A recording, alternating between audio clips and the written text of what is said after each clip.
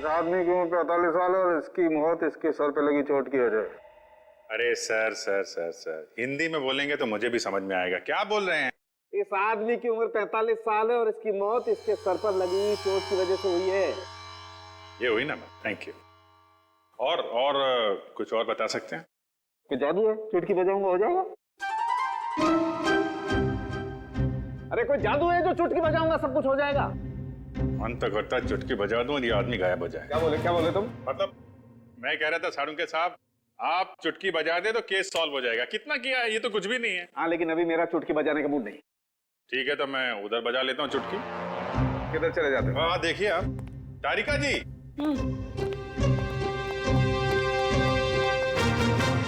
कुछ मिला आईडी वाईडी आपको? ना आईडी ना वॉलेट, कुछ नहीं। और ये कपड़ों की हालत देखो। भाई साहब बज गई चुटकी। लेकिन मैं आपको एक चीज बता सकती हूँ। अरे वाह, अब बजी चुटकी।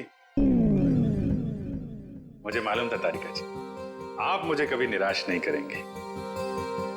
बताइए। मैं आपको ये बता सकती हूँ कि ये लाश कितने समय तक उस मूर्ति में थी। अच्छा, कितने समय से? ये लाश ब्रॉन्ज की मूर्ति में बंद थी, वातावरण के प्रभाव में आए बिना।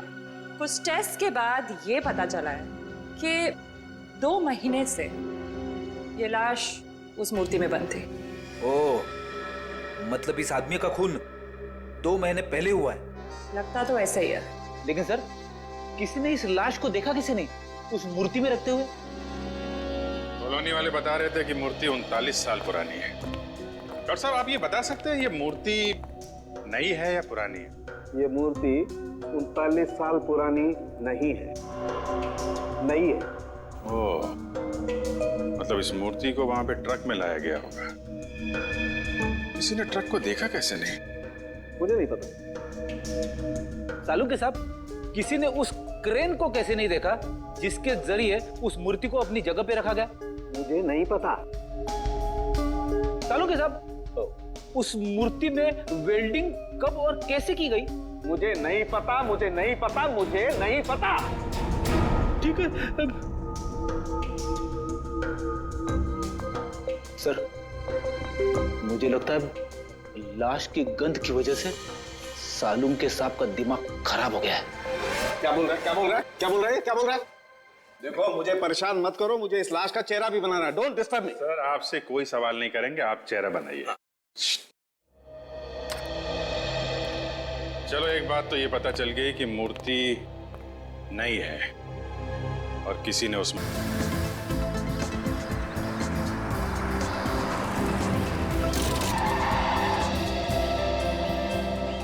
अवनी एक काम करो, गाड़ी को रिवर्स गियर में लगाओ। हाँ लेकिन मुझे डर लग रहा है, पता नहीं गाड़ी कहीं इधर उधर चली गई तो। कुछ नहीं होगा, जैसा मैं बोलता हूँ वैसा करती जाओ। ओके, एक काम करो, गाड़ी को रिवर्स गियर में लगाओ और धीरे धीरे क्लच दबाओ और धीरे धीरे एक्सीलेटर छोड़ो, बस। अवनी बेटा, हम सिखा देते हैं तुम्हें गाड़ी चलाना। रमेश को तो वैसे भी ठीक से नहीं आता है। अरे काका, आप साइकिल चलाना तो ठीक से जानते नहीं है, गाड़ी क्या चलाएंगे? हाँ काका आप ही सिखा दीजिए तो अच्छा है, ये तो सारा दिन फोन पे लगे रहते, मेरी तरफ ध्यान भी नहीं देते। अच्छा एक काम करो, गाड़ी को रिवर्स गियर में लो। हाँ हेलो,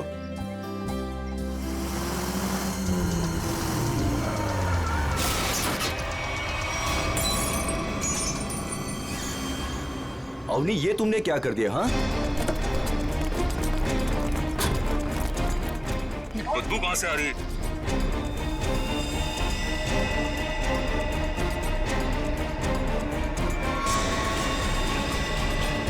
इसके अंदर लाश कहां से आ गई? इसमें से बदबू भी कितनी आ रही है?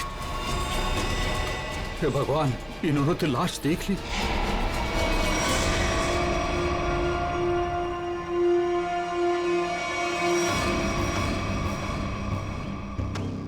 इस मूर्ति का बेस तो एकदम अच्छे से बनाया गया है, कोई लापरवाही की गई ऐसा लगता तो नहीं है।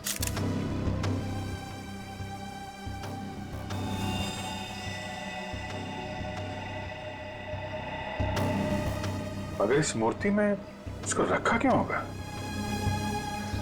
वो भी ऐसे चहल पहल वाली कॉलोनी के बीच में रखी गई मूर्ति, वो भी ऐसे कॉलोनी के बीचों बीच जहां पे इतनी चहल पहल है।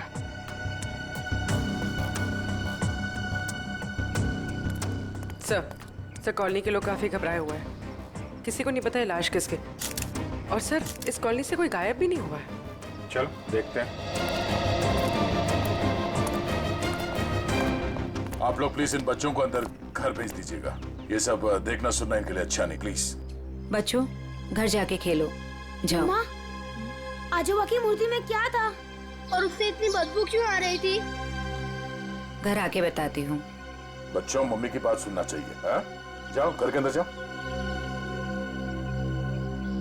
आपके बच्चे ने कहा कि ये मूर्ति उनके दादाजी की? जी, मेरे पिताजी की मूर्ति थी, सुमित प्रकाश नाम था उनका। उनकी मूर्ति क्यों बनवाई थी? मेरे पति एक इंजीनियर और साइंटिस्ट थे। सूखे इलाकों के लिए उन्होंने एक नई सिंचाई पद्धति का आविष्कार किया था। इसी से खुश होकर गवर्नमेंट ने उन्हें ये जमीन दान में दी थी। और सुमित जी इतने महान थे कि उन्होंने वो जमीन कॉलोनी को दान कर दी थी, और हमने उसी जमीन पर ये बच्चों के लिए ये पार्क बनवा दिया। इसीलिए हमने उनके सम्मान में इस पार्क में उनकी मूर्ति लगवाई। देखिए, ऐसा लगता है कि किसी ने हाल में इस लाश को मूर्ति में छिपाया है। हाँ, कुछ महीनों पहले। आप लोग बता सकते हैं कि मूर्ति यहाँ कब लगाई गई थी? क्योंकि शायद लाश को उसी वक्त अंदर रखा गया था। ये क्या कह रहे हैं सर? ऐसा हो ही नहीं सकता। सुमित जी जिस साल गुजर गए उसी साल ये मूर्ति वहां लगवाई गई थी। कम से कम 39 साल हो गए। 39 साल पहले? तो ये हो सकता है कि जब हाल फिलहाल में मूर्ति बदली गई हो या फिर इसकी मरम्मत की गई हो, तब ये लाश इसमें डाल दी गई हो। जी नहीं, जब से ये मूर्ति लगवाई गई है तब से ना इसकी मरम्मत हुई है और ना इसे बदला गया। ऐसे कैसे हो सकता है? कुछ महीनों पहले मरे हुए आदमी की लाश इतनी पुरानी मूर्ति के अंदर कैसे हो सकता है? शायद ऐसा हुआ हो कि रात के अंधेरे में ये काम हुआ हो और आप लोगों को पता नहीं चला। पूर्वी, जरा वॉचमैन से पता करते। सर इस कॉलोनी में करीब 200 फैमिलीज रहती है। अगर किसी ने रात को पुतला बदला होता, किसी ने तो देखा होता, लेकिन यहाँ तो किसी ने कुछ देखा ही नहीं। सर यहाँ पर 2 वॉचमैन हैं, एक दिन में ड्यूटी करता है और एक रात में, और दोनों का ही कहना है कि किसी ने भी मरम्मत का काम होते हुए नहीं देखा। कमाल है, अगर कोई काम हुआ नहीं है तो फिर ये लाश मूर्ति के अंदर आई कैसे है? सचिन, 39 साल पहले ये ब्रॉन्ज की मूर्ति खड़ी की गई हो, तब से लेकर आज तक ना किसी ने उसकी मरम्मत की, ना उस मूर्ति को बदल दिया। हाँ सर, 1976 की बात है सर। हाँ, और आज उस ब्रॉन्ज के पुतले के अंदर मिलती है एक लाश, और कॉलोनी के 40 लोग कहते हैं कि उन्होंने कुछ देखा तक नहीं। कैसे हो सकता है मूर्ति के अंदर लाश? 2 ही तरीके आते हैं मेरे दिमाग में। एक, या तो पुरानी मूर्ति के अंदर लाश रखी, या फिर नई मूर्ति बनाकर उसके अंदर लाश डालकर उस नई मूर्ति को पुरानी मूर्ति की जगह रखी गई और पुरानी मूर्ति गायब कर दी गई होगी। सर, लेकिन ब्रॉन्ज की नई मूर्ति बनाने के लिए तो कई दौर से गुजरना पड़ा होगा। पहले तो उसने प्लास्टर ऑफ पेरिस का ढांचा तैयार किया होगा, फिर उस ढांचे से उसने नया सांचा तैयार किया होगा, और फिर कम से कम 1200 डिग्री सेल्सियस पे उसने उस ब्रॉन्ज को पिघलाकर उसमें डाला होगा, और फिर उसके टुकड़े किए होंगे। टुकड़ों को फिर वेल्डिंग करके जोड़ा गया होगा, फिर मूर्ति तैयार होगी तो उसे खड़ा कर दिया गया होगा। ये कुछ चुटकी भर में थोड़ी होता है, बहुत टाइम लगा होगा, बहुत टाइम लगा होगा। और सर लाश को मूर्ति में रखा गया होगा, मूर्ति को कॉलोनी में लाया गया होगा, और फिर पुरानी मूर्ति की जगह रखा गया होगा। पूर्वी, इतनी बड़ी मूर्ति कोई गोदी में उठाकर तो नहीं ला सकता। उसे लाने के लिए ट्रक या फिर कोई बड़ी गाड़ी लाई होगी।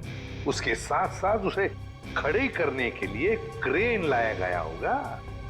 इतना सब अगर हुआ है, फिर भी कॉलोनी के लोग कहते हैं कि उन्हें कुछ मालूम नहीं, ऐसा कुछ हुआ ही नहीं। सर फिर तो पहला वाला तरीका इस्तेमाल किया गया होगा सर। बॉडी को कॉलोनी में लाया गया होगा और फिर मूर्ति में रख दिया गया होगा। पंकज, मूर्ति को लेटाया गया होगा, उसके बाद उसके अंदर लाश को रखा गया होगा और फिर उसे खड़ा भी किया होगा। कैसे हो सकता है? कैसे हो सकता है ये? सर इतना अजीब तरीका लाश को ठिकाने लगाने का, खूनी को ये सब करने की जरूरत क्या थी? वही तो, इतनी तकलीफ क्यों? लाश को ब्रॉन्ज की मूर्ति के अंदर ही क्यों? कोई ना कोई वजह तो जरूर होगी, पर है कौन ये? है कौन ये? लाश है किसकी? कैसे मरा है? मरा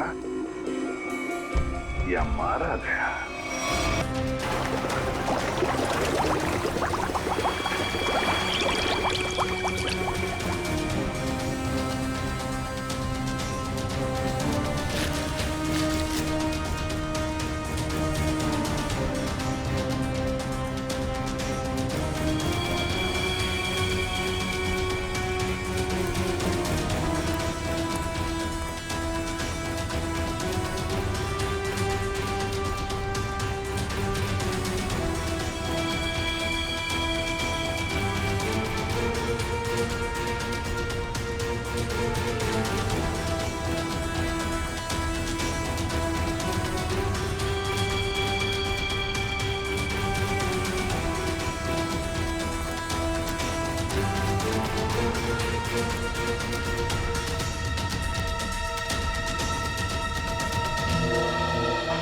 दुकान में तो कोई नहीं दिख रहा।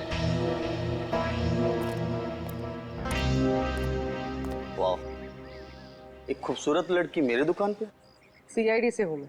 तो क्या हुआ? लगता है तुम्हारा दिमाग ठिकाने पे नहीं है मिस्टर कुमार। क्या? कुमार? मैं किसी कुमार सुमार को नहीं जानता और न मैं कुमार सुमार हूँ। तुम निशित कुमार नहीं हो जिसकी ये दुकान है? ओह, इस दुकान के पहले वाले मालिक निशित कुमार, उनकी बात कर रहे हैं ना? पहले वाला मालिक? हाँ, निशित कुमार का 2 महीने पहले फोन हो गया।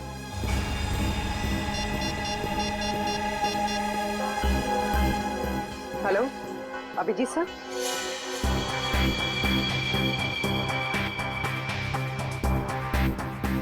तारिका, बन गया ना चेहरा? तो इन्होंने ये दुकान निशित कुमार से खरीदी है और 2 महीने पहले उनका फोन है। 2 महीने पहले की वो लाश थी ना जो उस मूर्ति में से मिली? हाँ सर, लाश। हाँ, लाश। आप ये बताइए कि निशित कुमार के बारे में और क्या जानते हैं आप? सर, मुझे ज्यादा पता नहीं है। उनकी माली हालत भी ठीक नहीं थी और कई सालों से उनके पास कुछ काम भी नहीं था। उनके घर का एड्रेस देना। वो घर में अकेली ही थी। जब मैं बाहर से आई तो देखा चोरों ने उनका गला काट दिया था। शायद मैं यहाँ होती तो उनको बचा सकती थी सर। हम आपकी तकलीफ समझ सकते हैं अर्चना जी, पर क्या आप बता सकती हैं कि क्या क्या चोरी हुआ था? कुछ नहीं, चुराने के लिए है ही क्या घर में? कुछ नहीं था और अब भी नहीं है। आपके पति जो मूर्तियां बनाते थे वो किनके लिए बनाते थे? मेरा मतलब है उनके क्लाइंट्स कौन कौन थे? मुझे पता नहीं, लेकिन उनकी सारी चीजें वो अलमारी में रखते थे। हम वो अलमारी देख सकते हैं? जी।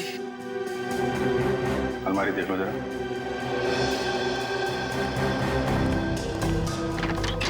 अर्चना जी, ऐसा भी हो सकता है कि ये चोरी का मामला ना हो। मैं समझी नहीं सर कुछ। निशित जी का कोई दुश्मन भी था जो उनकी जान लेना चाहता हो? सर, मामूली सा शिल्पकार, उनका दुश्मन कौन हो सकता है?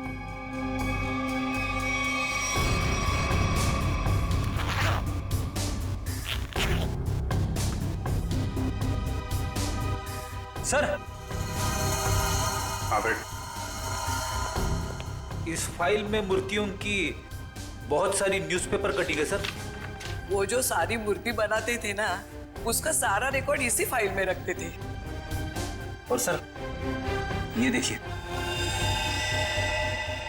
तो ये मामला है, सुमित जी की मूर्ति भी इन्होंने बनाई थी 1976 में। अर्चना जी, मूर्ति बनाने वाले अक्सर अपनी बनाई हुई मूर्तियों का एक ढांचा अपने पास रखते हैं कि अगर मूर्ति टूट फूट जाए तो दोबारा बना सके। निशित जी भी ऐसा करते थे क्या? हाँ हाँ, उसके वो सारे ढांचे पिछले बाजू रखते थे। हम वो जगह देखना चाहेंगे।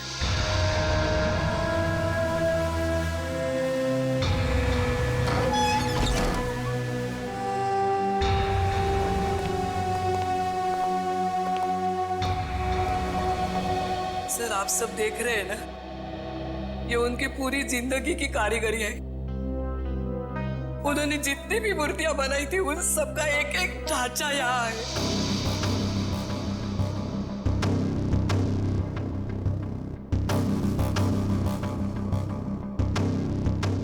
वो वाला नहीं दिख रहा है? कौन सा वाला? वो सुमित जी की जो मूर्ति का ढांचा है। वो उस तरफ होना चाहिए।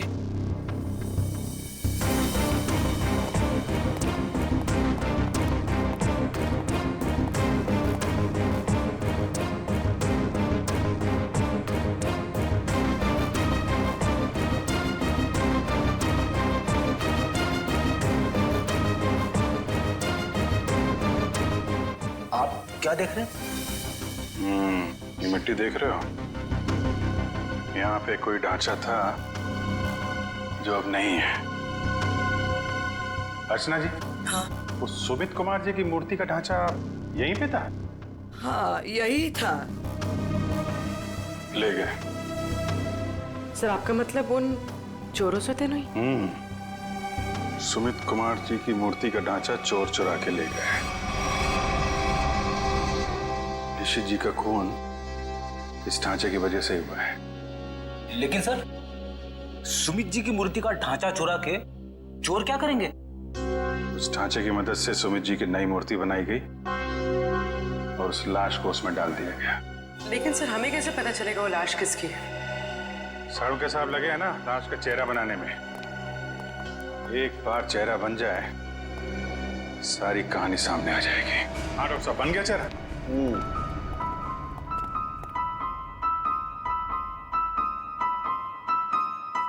ये देखो बॉस, ये है वो मरा हुआ आदमी। क्या? ये कैसे हो सकता है? डॉक्टर साहब ये क्या मजाक है? भाई साहब मैं मजाक नहीं कर रहा हूँ, यही है उस आदमी का चेहरा, ऐसा ही दिखता है वो। मैं जानता था, मुझे बिल्कुल पता था ये कुछ ऐसा करेंगे जिससे सारा केस उलट जाए। क्या बात कर रहे हो यार तुम? मैं ऐसा क्यों करूंगा? क्या हो गया तुम्हें? अभिजीत ये क्या कह रहे हो तुम? ये उसी आदमी का चेहरा है। सर मजाक क्यों करेंगे? क्योंकि डॉक्टर साहब ने जो चेहरा बनाया है वो मूर्ति का चेहरा है। सुमित जी का चेहरा है जो 39 साल पहले मर चुके हैं। इस चेहरे में सिर्फ मूंछ लगाना बाकी है। क्या बात कर रहे हो?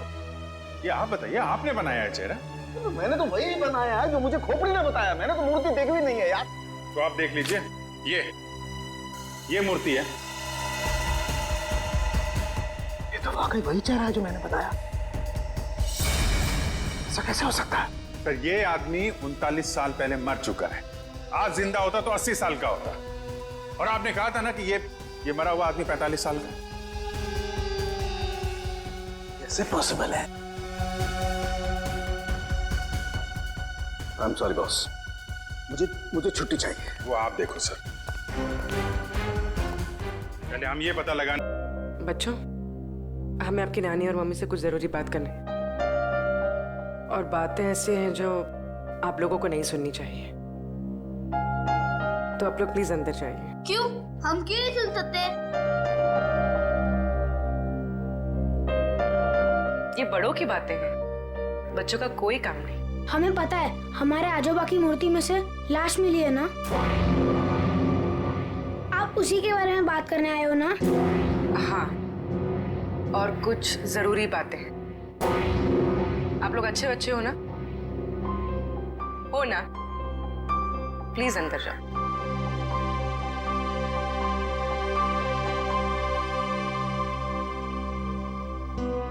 सर बताइए ना, क्या पता चला आप लोगों को? एक्चुअली इस केस की जांच को लेकर हम थोड़ी उलझन में हैं और हमें लगता है कि आप सुलझा सकती हैं इस उलझन को। कैसी उलझन? और मैं कैसे सुलझा सकती हूँ? दरअसल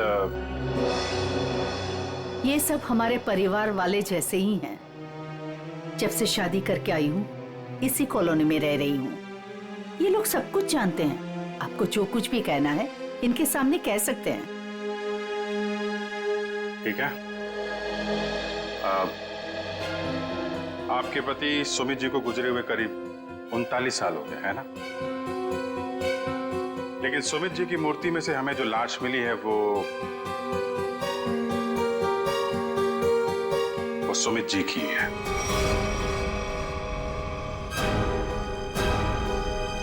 ये कैसे हो सकता है? ऐसा ही हुआ है। ये देखिए।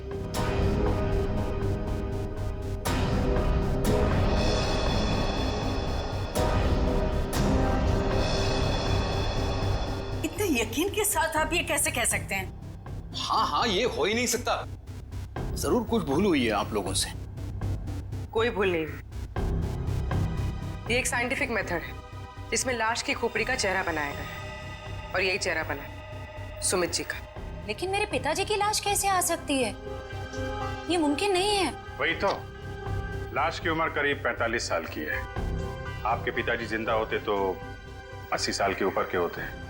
अब बात यह है कि 80 साल का आदमी 45 साल का कैसे हो गया? ये मैं कैसे जान सकती हूँ? अब आपको नहीं पता तो हमें कैसे पता होगा? चेहरा तो बिल्कुल आपके पति का ही है। सर, उनकी मौत के बाद उनका अंतिम संस्कार मैंने ही किया था।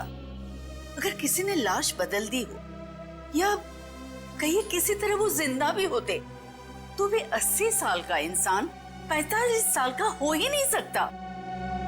वही तो, यही बात हमें परेशान कर रही है।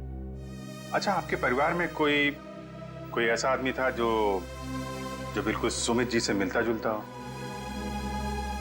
नहीं, जब से मैं उन्हें जानती हूँ या जब से मेरी शादी हुई है, मैंने तो ऐसा किसी को नहीं देखा जो उनकी तरह दिख रहा हो। चूंकि उस मरे हुए आदमी का चेहरा हूबहू आपके पति से मिलता जुलता है और उन दोनों में कोई संबंध है या नहीं, ये जानने के लिए मालती जी हमें आपकी थोड़ी मदद चाहिए। कैसी मदद? अगर आपको बुरा ना लगे तो हमें आपका डीएनए उस मरे हुए आदमी से मिला के देखना होगा। यही एक तरीका है सच्चाई को जानने का।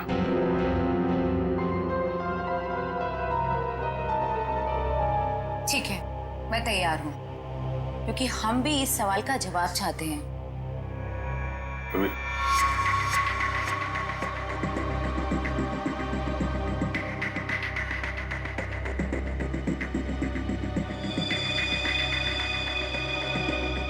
Thank you. हम फिर मिलेंगे और तब जवाब के साथ मिलेंगे। तारिका जी, डीएनए रिपोर्ट आ गई? पार्शियल मैच है। क्या पार्शियल मैच है? देखा, इसका मतलब सालू के गलत नहीं था बॉस। ये आदमी सुमित के परिवार का ही। बाप का डीएनए बेटी में भी है और इस मरे हुए आदमी में भी। निश्चित रूप से ये आदमी सुमित के परिवार का ही कोई है।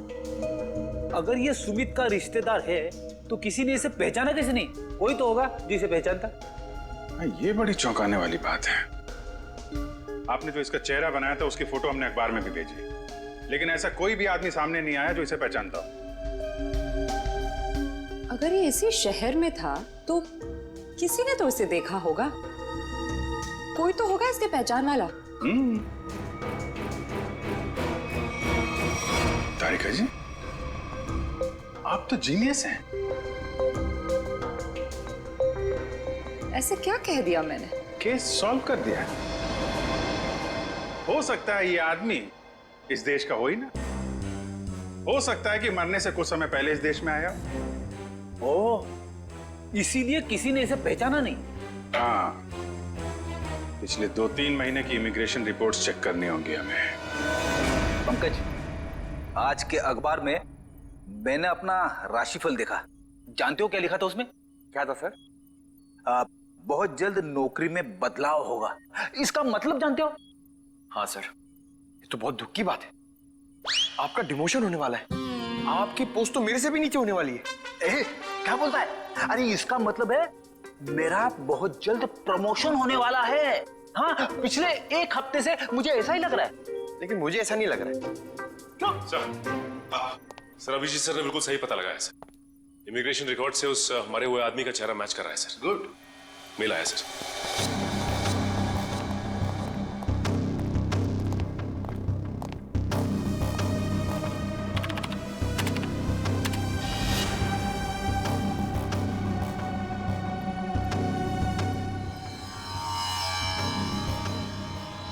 सचिन, ये तो बिल्कुल सुमित जैसे ही दिखता है। इसका नाम ब्रेंडन है, उम्र 45 साल और 2 महीने पहले यूके से आया था सर। मतलब आते ही मौत हो गई उसकी। सर इसका नाम तो अंग्रेजों जैसा है पर लगता है इंडियन है। इस ब्रेंडन का घर का पता, फोन नंबर कुछ है? हाँ सर, जरूर। पूर्वी, इस नंबर पे फोन करो, घर का ही फोन नंबर होगा ही। उसके माता पिता से बात करो, मगर सावधानी से। शायद उन बेचारों को पता भी नहीं होगा ब्रेंडन के साथ क्या हुआ है। और देखो बातचीत में कुछ पता चलता है क्या इस ब्रेंडन के बारे में। सर। हाँ सर, मैं सीआईडी छोड़ रहा हूं। अब और बर्दाश्त नहीं होता, मैं पागल हो जाऊंगा। क्यों? ऐसा क्या हो गया? इस केस में बहुत कंफ्यूजन है और सबसे बड़ी बात तो यह है कि वो आदमी अंग्रेज निकला। मेरा दिमाग फट जाएगा सर। मैं भी छुट्टी पे जा रहा हूँ सालू के साथ। अभी जाओ इसी वक्त। बोरिया भी सरा बांधो, निकल जाओ सीआईडी से, जाओ।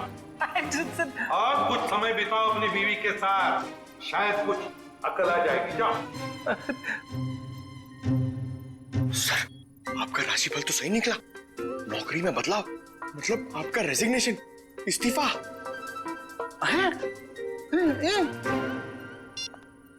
सर। हाँ पूर्वी, बात हो गई? हाँ सर, एक और चौंकाने वाली बात पता चली। क्या? सर, ये ब्रेंडन सुमित का बेटा था। ब्रेंडन सुमित का बेटा है? वो कैसे? उसकी पहली शादी से। सुमित ने बियाट्रिस नाम की एक अंग्रेज औरत से 1970 में शादी की थी। बेटे को जन्म देते हुए वो औरत मर गई। बीवी की मौत के बाद उसका दिल टूट गया और वो अपने इस बेटे को लेकर इंडिया वापस आना चाहता था, लेकिन उसकी बीवी के घर वालों ने बच्चे को आने नहीं दी। इसलिए बच्चे को नाना नानी के पास छोड़कर वो इंडिया आ गया। और इंडिया में आने के बाद उसने अर्चना से शादी की और अपनी पिछली जिंदगी मिटा दी, किसी को कुछ भी नहीं बताया। और इसीलिए सुमित के इस बेटे ब्रेंडन के बारे में यहाँ पे किसी को भी कुछ पता नहीं था। Yes sir. हाँ, लेकिन ये ब्रेंडन इंडिया आया क्यों आया ये? सर, अपने नाना नानी की मौत के बाद उसे अपने पिता के बारे में पता चला, तो अपने पिता के परिवार वालों के बारे में जानने के लिए वो इंडिया आया था।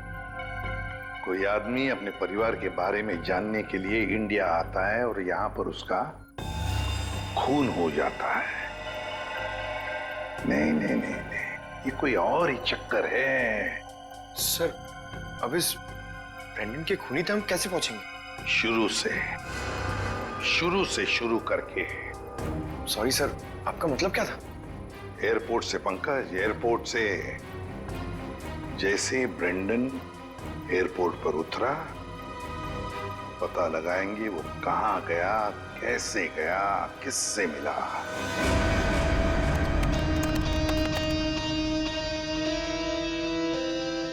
सर, ये फुटेज एयरपोर्ट के अराइवल गेट की है सर, जब ब्रेंडन इमिग्रेशन से बाहर निकल चुका था। सर, ये रहा ब्रेंडन, ये कैप वाला आदमी ब्रेंडन से मिलने आया। कैप की वजह से इसका चेहरा ठीक से दिख नहीं रहा। जरा जूम करो उसमें।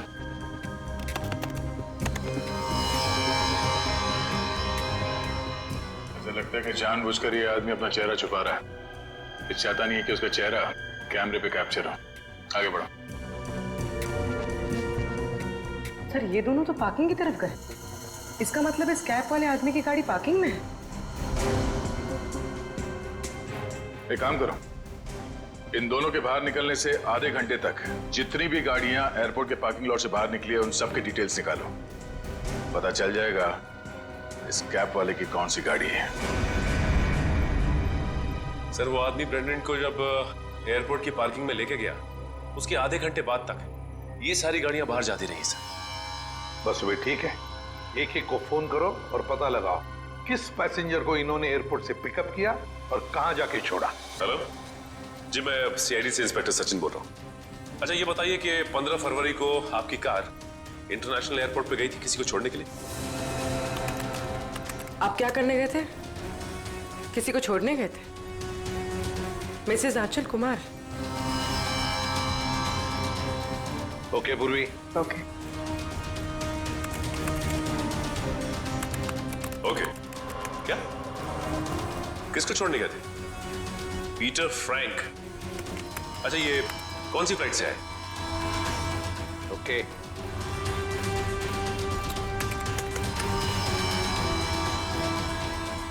मिस्टर डिसिल्वा,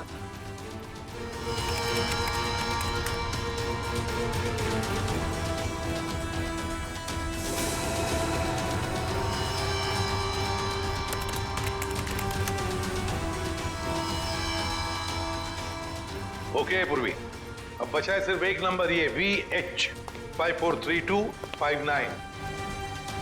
और सर ये नंबर किसी मिस्टर अनिल के नाम पे, जो कि लोनावाला के बंगलों पे रजिस्टर्ड है सर। लेकिन ये आदमी फोन नहीं उठा रहा है सर। फोन नहीं उठा रहा है?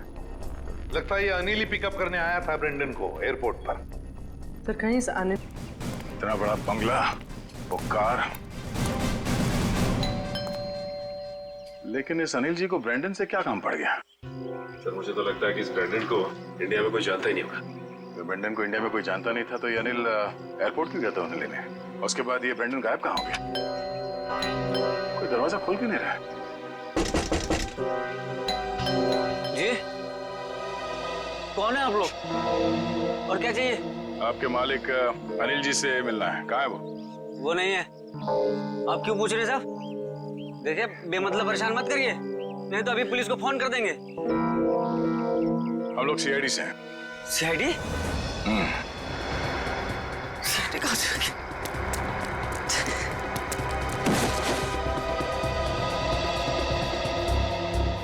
अब ये हमारे किसी काम का नहीं है। लगता है अनिल जी उसी तरफ है जिस तरफ ये भाग रहा है। चलो देखते हैं। हट, हट।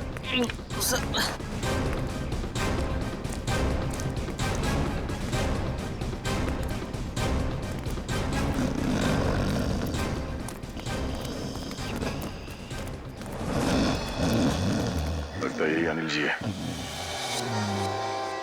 अनिल जी,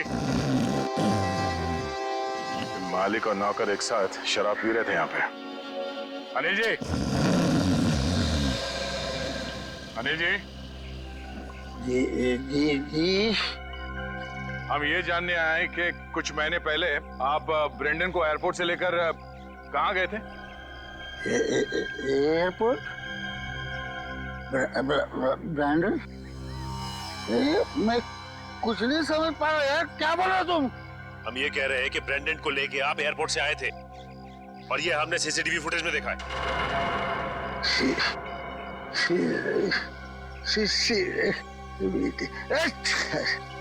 अनिल जी, आपकी कार कौन सी है?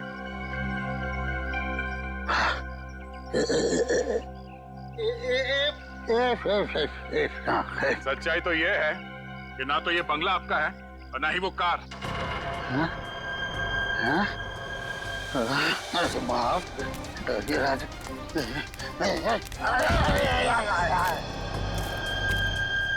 अब सच बताओ।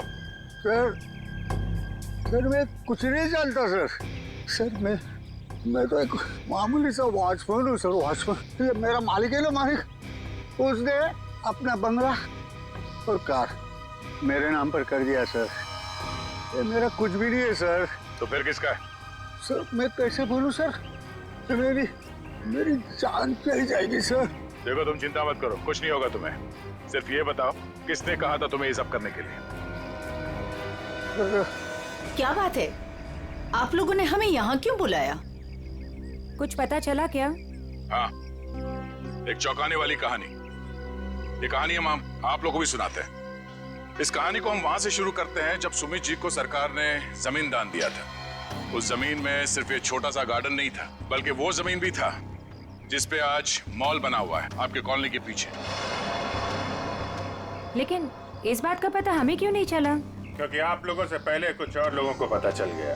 उन्हें यह भी पता चल गया कि सुमित जी अपनी पूरी जमीन को बच्चों के पार्क के लिए दान करना चाहते हैं, और ये बात उन्हें अच्छा नहीं लगा। उन्होंने सुमित जी को रोकना चाहा। जब सुमित जी नहीं माने तो उनका फोन कर दिया। क्या? जी हाँ, सुमित जी का एक्सीडेंट कोई एक्सीडेंट नहीं था। इसकी प्लानिंग की थी उन लोगों ने, और उन लोगों ने जमीन का एक छोटा सा हिस्सा आपके कॉलोनी को दिया और बाकी बिल्डर्स को बेच दिए। वो मॉल जहाँ पे खड़ा है वो जमीन। बिल्डर से मिले पैसे से ऐश कर रहे हैं वो लोग। उनके पास देश विदेश में बहुत सारे घर हैं, बंगलो हैं, ढेर सारी गाड़ियां हैं, और ये बात किसी को नहीं पता, उनके दोस्तों और परिवार वालों को भी नहीं। और सुमित जी का बेटा ब्रेंडन जब अपने परिवार वालों से मिलने इंडिया आया तो उसे भी मार दिया गया। क्यों, ये हमें मालूम नहीं। और फिर बेटे की लाश को पिता की मूर्ति में छुपा दिया। अब ये कैसे किया है ये हम जानना चाहते हैं। लेकिन वो कौन लोग हैं? यही हैं वो लोग। सच तो ये इसी कॉलोनी में रह रहे हैं, धोखे और खून से कमाए हुए पैसों पर ऐश कर रहे हैं, लेकिन हम उन्हें जानते हैं।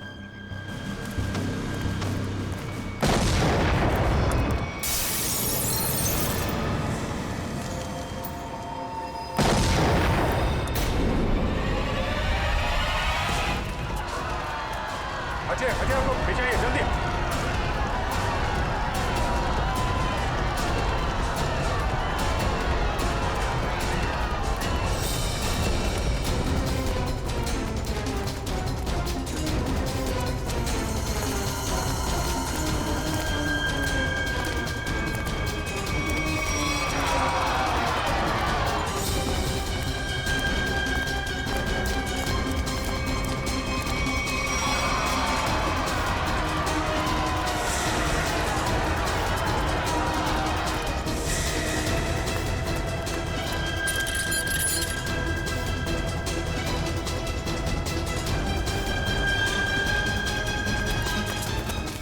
आनंद, आनंद संभालना यार। अरे अरे क्या हो रहा है ये?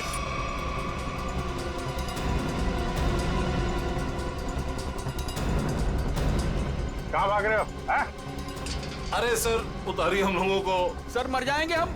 सर नीचे उतारिए प्लीज। सर हमने तो तुम दोनों का नाम भी नहीं लिया था। हाँ, मगर तुम लोगों के लोनावले वाले बंगले पे गए थे हम लोग। नीचे उतारिए ना। अरे तुम लोग तो वैसे ही गिरे हुए आदमी हो।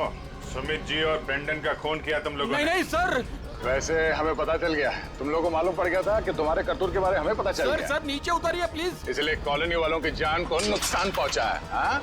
और अब उसका भगदड़ का सहारा लेके भाग रहे तुम लोग। सर उतारिए हमें। सर नीचे उतारिए प्लीज। नीचे उतारिए ना मर जाएंगे सर। सर नीचे उतारिए ना।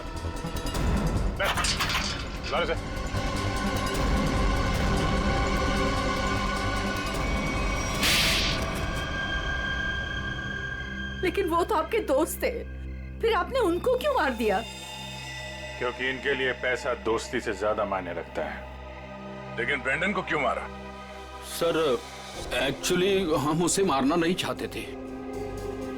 हम उसे एयरपोर्ट से सीधा हमारे खाली पड़े हुए फ्लैट पे लेके गए। हमने सोचा था हम उसके बाप के मरने की झूठी कहानियां सुनाकर उसको यूके वापस भेज देंगे, और उसने हमारी वो बातें सुन ली थी जिसमें हमने सुमित को मारने का जिक्र किया था। इसके लिए उसको मारा सर। लेकिन उसकी लाश मूर्ति में क्यों छुपाई? हम नहीं चाहते थे कि उसकी लाश किसी भी हालत में सीआईडी को मिले। अगर हम उसे जलाते, दफनाते या किसी तालाब झील में उसकी लाश छोड़ देते तो एक न एक दिन तो लाश मिल ही जाती ना। फिर तो हम पकड़े जाते। इसलिए हमने उसकी लाश सुमित की मूर्ति के अंदर डाल दी थी ताकि कोई ढूंढ ना सके। इसीलिए तुम लोगों ने निशित को मार दिया और उसके गोडाउन से सुमित जी के पुतले के ढांचे को चुरा लिया और नई मूर्ति बनाई, हाँ? लेकिन तुम लोगों ने मूर्ति जब बदली तो कॉलोनी वालों को कैसे नहीं पता चला? वो सर, हमने एक दिन पूरे कॉलोनी वालों को रात के खाने की दावत दी थी और हमने उनके खाने में नींद की गोलियां डालती थी। अच्छा, जब सारी कॉलोनी सो गई तो पुरानी मूर्ति की जगह नई मूर्ति रख दी।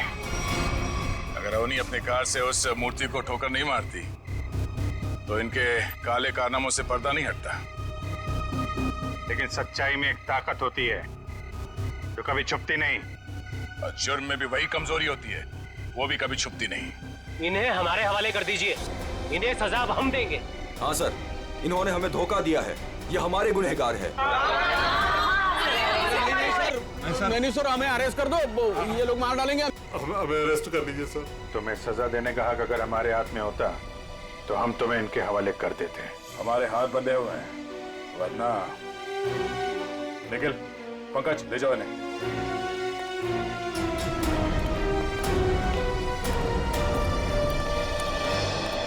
बेटा, आप लोगों का बहुत बहुत शुक्रिया कि आप लोगों ने ये गुत्थी सुलझाई और छिपे हुए गुनहगारों को पकड़ लिया।